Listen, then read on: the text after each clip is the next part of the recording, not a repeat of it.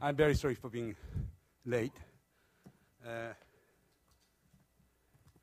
Peter is kind enough to show that these panels, outlook. And today's topic is the peace, the Jeju process and multilateral security cooperation in East Asia. And as you have heard Prime Minister's remarks, in fact, when Prime Minister was Foreign Minister under the Kim Dae-jung government, he convened this Jeju Peace Forum, and he gave a luncheon speech during the period of time, and he really emphasized and opened a new vision for multilateral security cooperation regime in Northeast Asia. And 2 years ago, we had a fourth Jeju Peace Forum in this hotel, Habich Hotel, and we adopted a document emphasizing the beginning of Jeju peace process or Jeju process. Of course, when we talk about Jeju process, we're talking about the Helsinki process. Where can we apply the Helsinki process to Northeast Asia? And we come up with several documents, and Jeju Peace Institute has engaged in a series of research on that subject.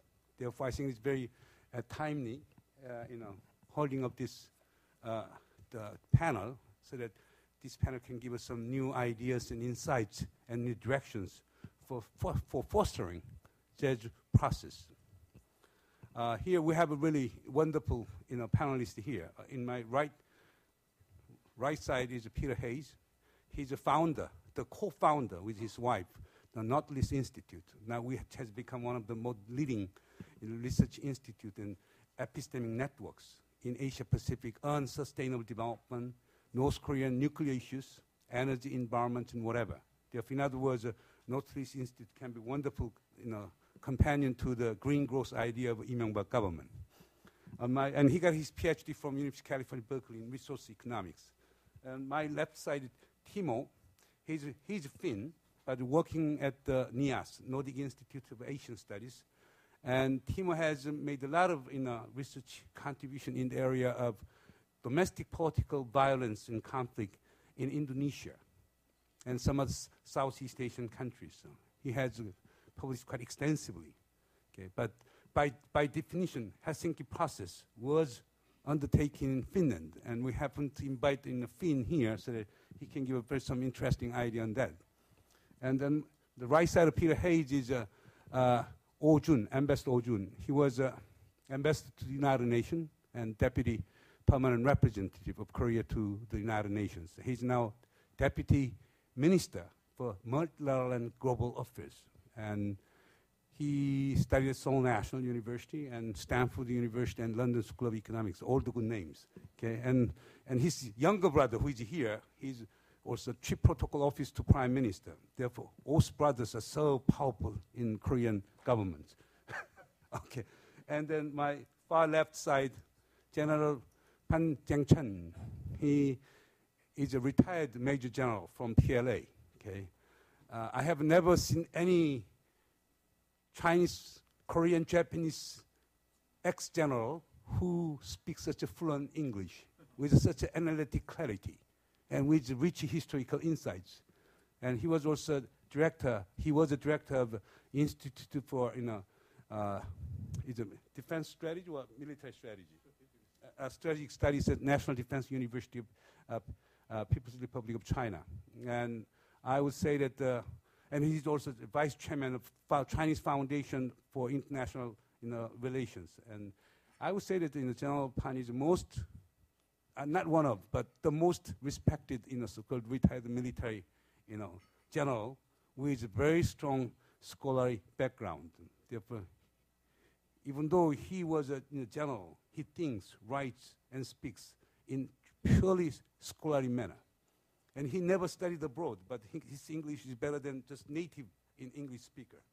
I'm very happy. And also, he's a very busy person, but I'm very grateful that he can show up. And also, Fab's right side is very un-Confucian. It's anti-Confucian seat arrangement. Two more senior people are sitting in the marginal areas. You got to understand that one nowadays, Confucian teachings are often being forgotten in this.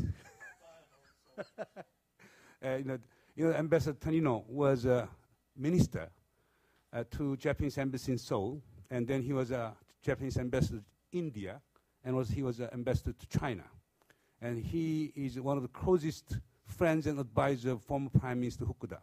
Okay, I understand he came from the Gunmaken, and also he got his bachelor from Faculty of Law of University of Tokyo. Therefore, likewise, we have a really outstanding policymakers and scholars. Therefore, it is very lucky for us to have such a persons. But since Ambassador Tanino and the General Pan are being situated in the far left and right, okay, it would be fair for me to start with Ambassador Tanino, and then we'll come back to General Pan, and Timo and Peter, you'll have you'll be very low ranking in terms of priority, and also in terms of overall moderation of the session, I will give 7 minutes each, so that we can have more discussions. Okay, 5 to 7 minutes. Okay, I know that. And then we'll have just open debates. Okay, it's just what you call the Davos style, and I happen to be an attendee of the Davos Forum for the past 2 years. Therefore, I hope you understand that one. And I know that General Pan wrote about the 7 pages, single space, but it won't be easy for you to digest in 5 to 7 minutes. But since you're expert and you're professional, okay, voila, Ambassador Tanino.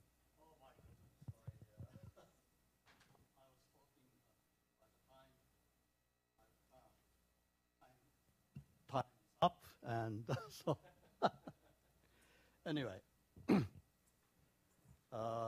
thank you very much indeed, Dr. Moon, and thank you for inviting me to this very important forum, Jeju Peace Forum. This is indeed the third time for me to come to Jeju, and in fact, I'm coming back next month also. For for better occasion, no serious talk. I come here with my friends to play golf 2 days. So anyway, thank you very much for this occasion.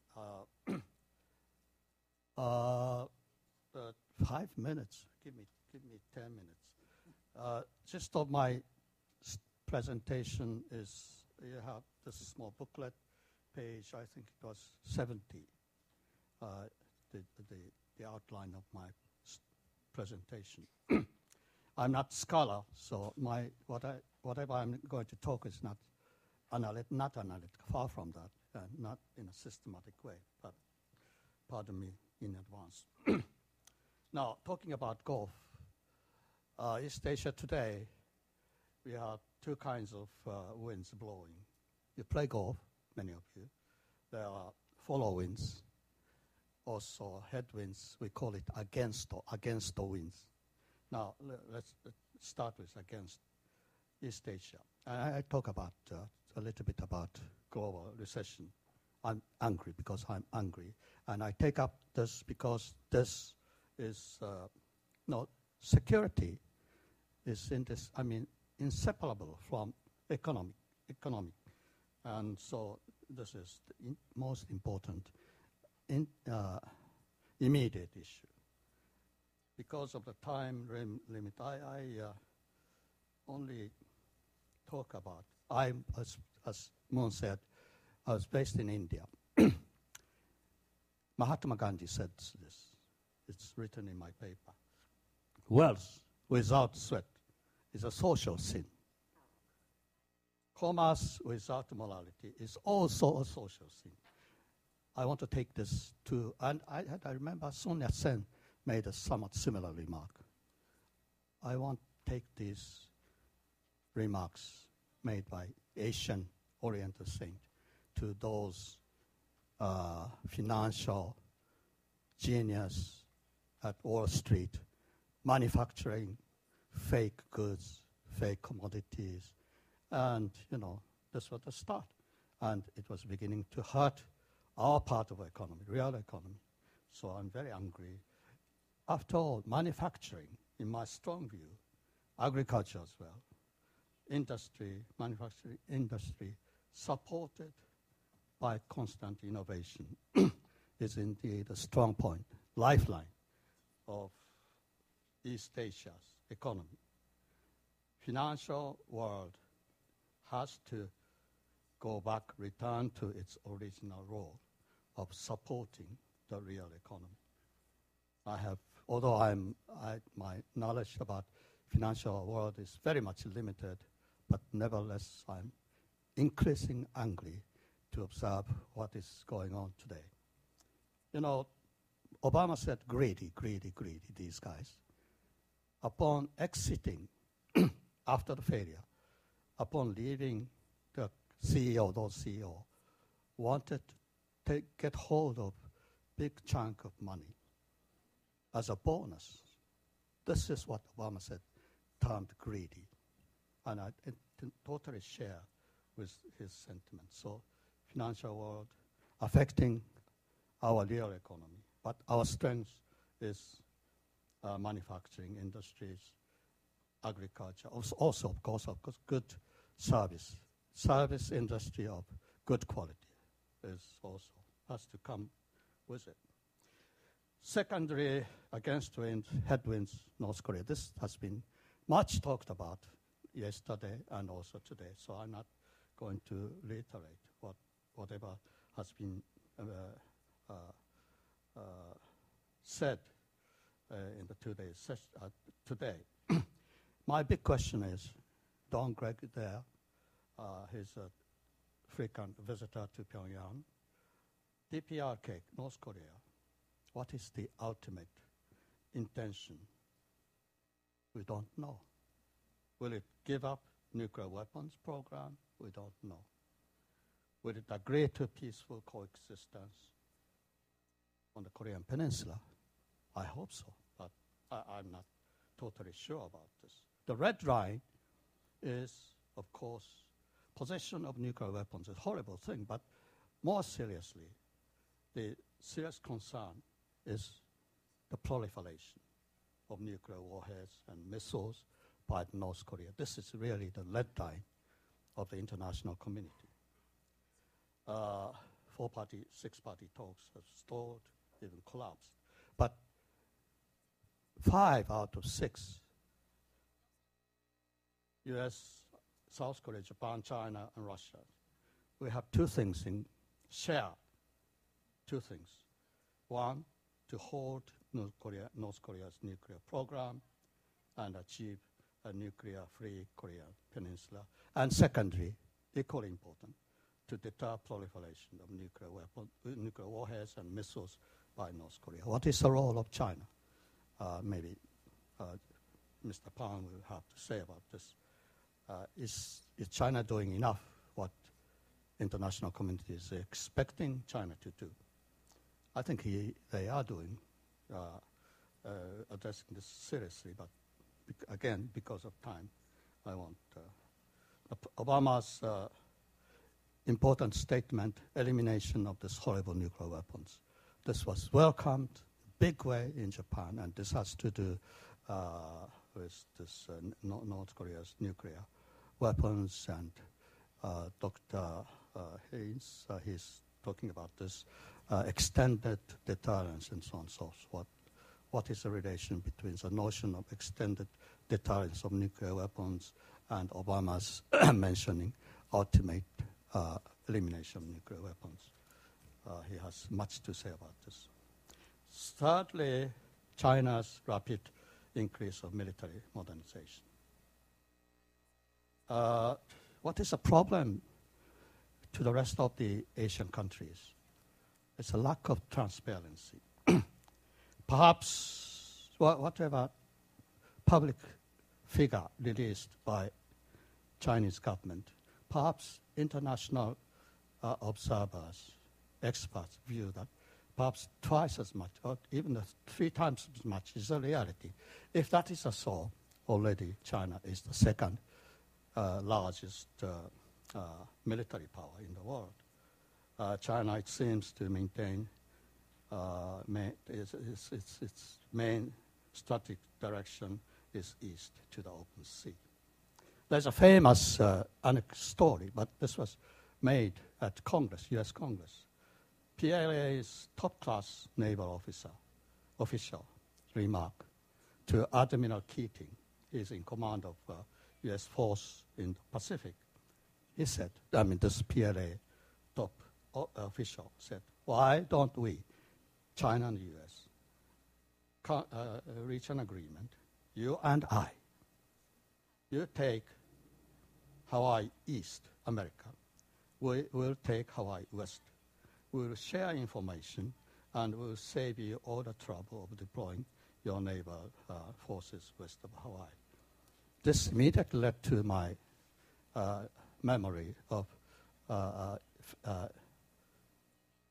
treaty we signed in the year of 1978. The treaty's name is Peace and Friendship Treaty between Japan and China. Main pillar cause is anti-hegemony clause. We, China and Japan, is not going to seek hegemony in Asian Pacific. It immediately led me to think this famous, important treaty.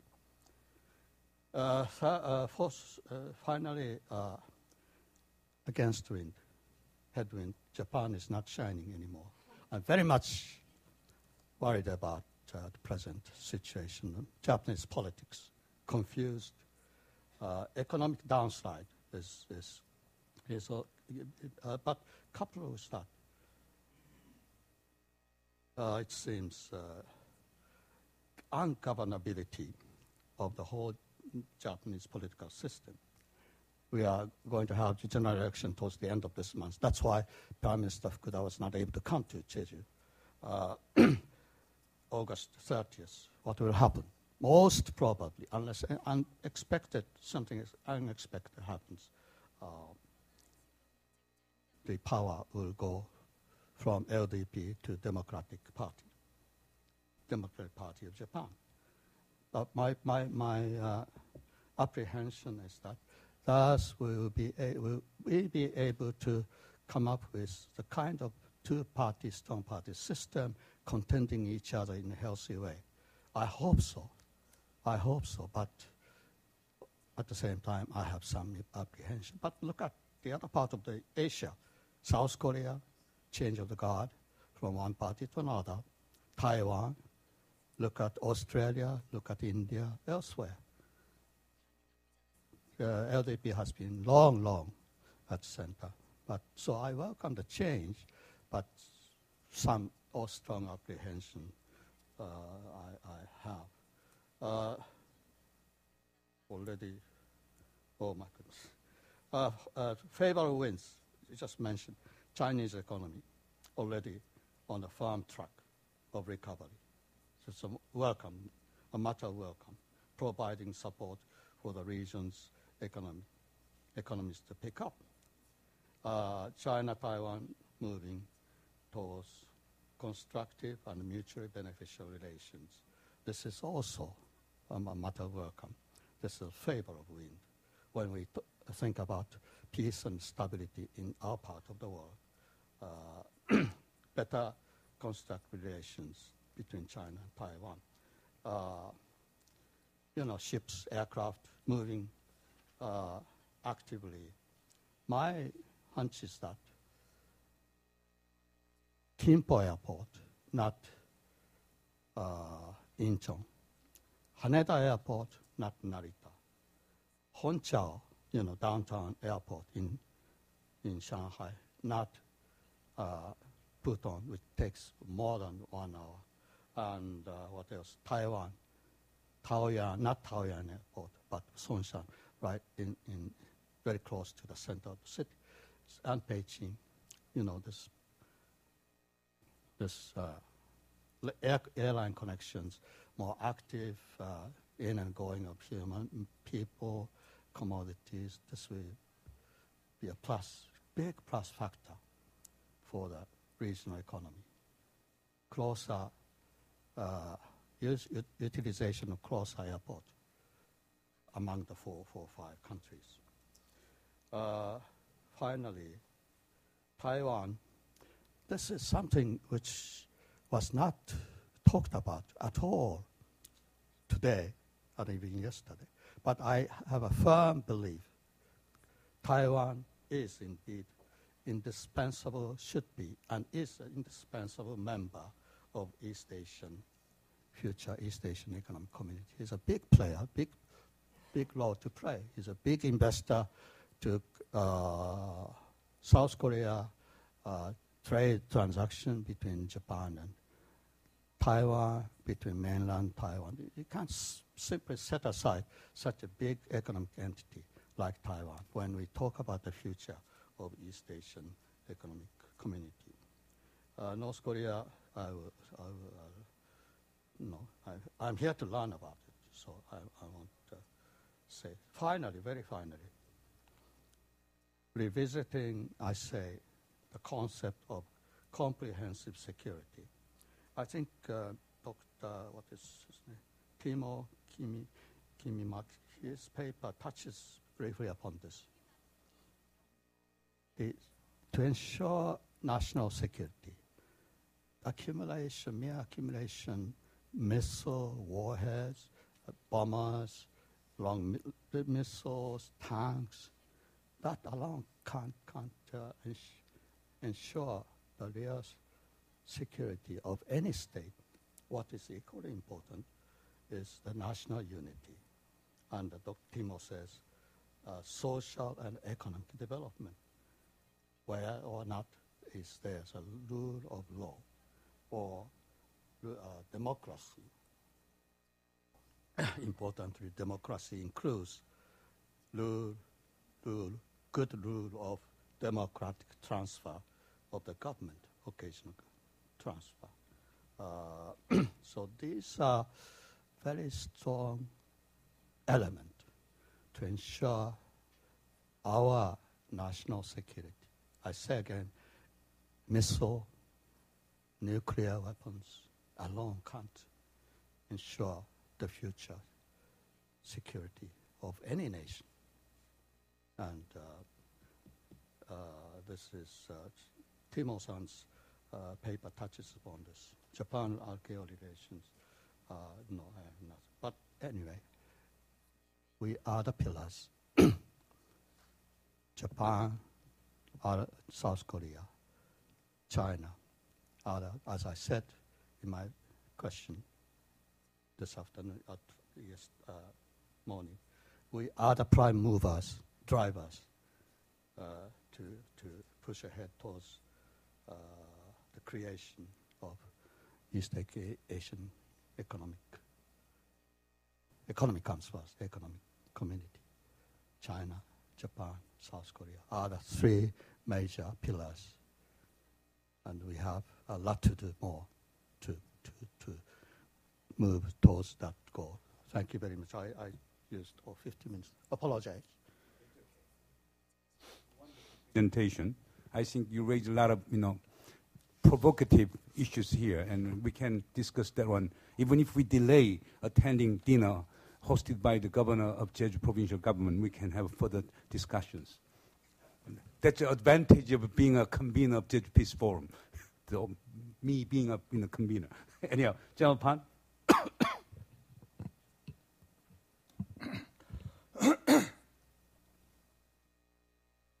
Thank you, Mr. Chairman.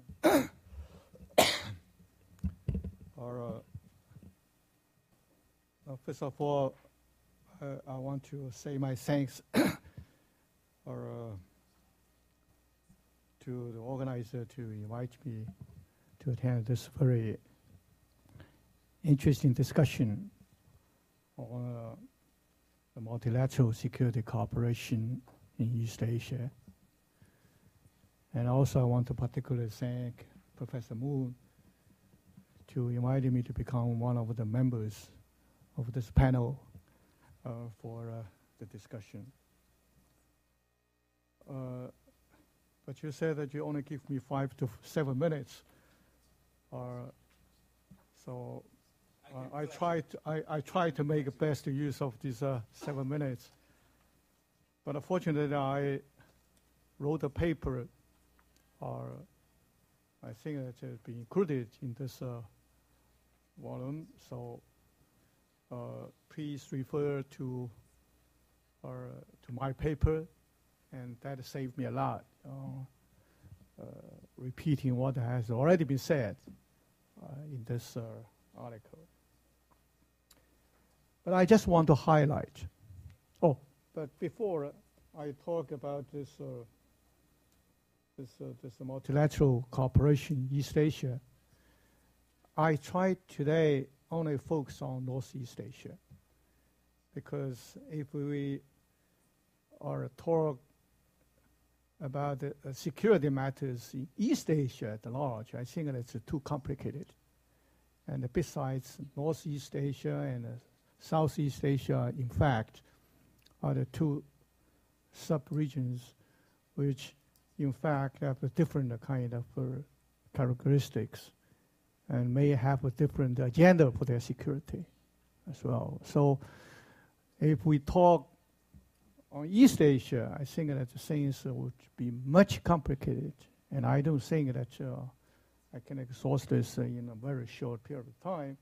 So I just concentrate on Northeast Asia, which, of course, in my understanding, includes the Peninsula and the various major players in this region: China, Japan, Russia, and of course, United States as well.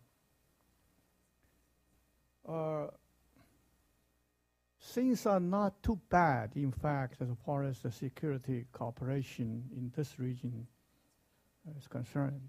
I think that we see a lot of positive developments, both in bilateral and multilateral ways. We see, in fact, that each nation, they demonstrate the ample kind of political will to work together to address their common problems, which in fact increasingly challenging the security interests of all the nations. And all of these nations seem to understand that no nation, even as powerful as the United States, can single-handedly address these problems. So work together is something that will be a must, whether you like it or not, or whether you still have suspicions in each other or not. These countries must work together. I think that this is a kind of a reality and provide a very important and positive kind of political basis for the cooperation. However, I think that in order to enhance cooperation on the right track, I think that all the nations seem also to be aware that we need a new vision.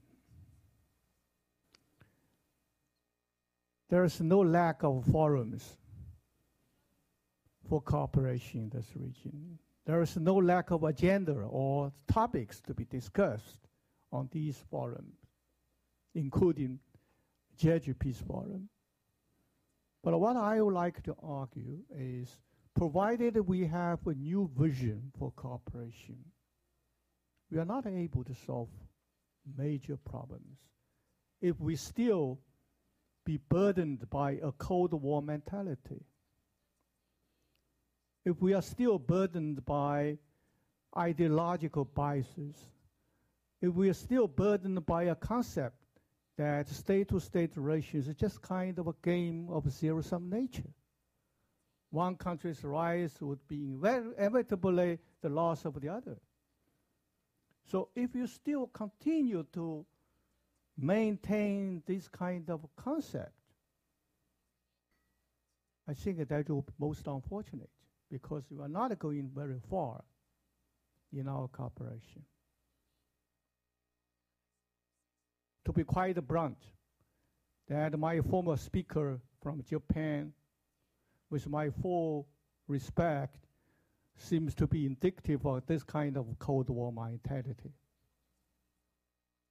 he mentioned about, I don't know where he got a kind of code from a top Navy commander from the POA to indicate that China has a hegemonic ambition to dominate this region with the United States. I cannot imagine that any POA officer could say that. So if you quote this as your basis for the argument for the future problems of security in this region, you set up a false kind of starting point. You poison the atmosphere for cooperation or mutual better understanding. So I think this is most unfortunate that people, and I would say particularly many people in Japan, seem now to be at a loss. As our previous speaker said, now no more shining, and seem to be at a loss viewing the rise of so-called the rise of China. So how to deal with the monster? Economic, yes, they like the money of China, but they don't like the expansion of influence of China in this region.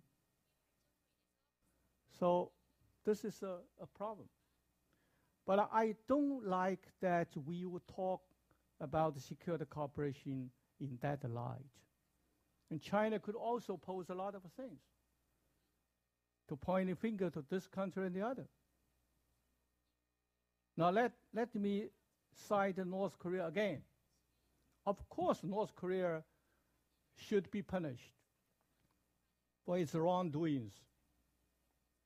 And because of its position, six-party talks now has been deadlocked.